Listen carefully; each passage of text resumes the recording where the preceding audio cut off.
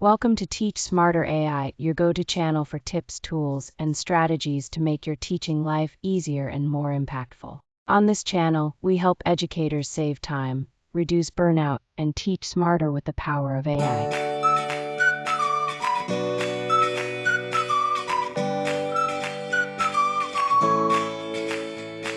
AI can save teachers hours every week, but only if you use it the right way. Many teachers are making the same 3 mistakes with AI, and it's costing them time, accuracy, and even trust from students. In this video, I'll show you those mistakes and, more importantly, how to fix them. Mistake number 1.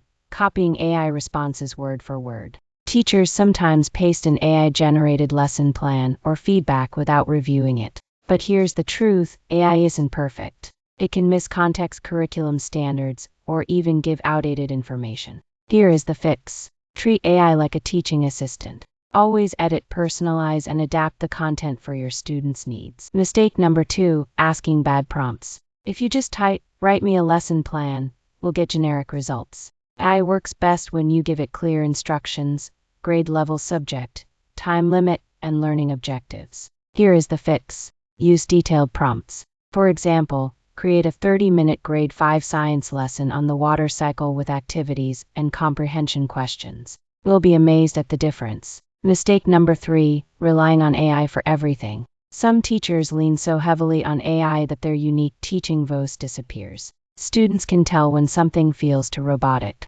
Here is the fix. Use AI to support, not replace, your creativity. Let AI handle the bussy work, grading rubrics, test questions, worksheets, while you focus on connecting with students. So remember, don't copy blindly, write better prompts, and never let AI replace your teaching voice. Use it wisely, and you'll save hours every week without losing what makes you a great teacher. If you found this helpful, hit subscribe and join us here at Teach Smarter AI, where we help teachers save time, reduce stress, and teach smarter with AI.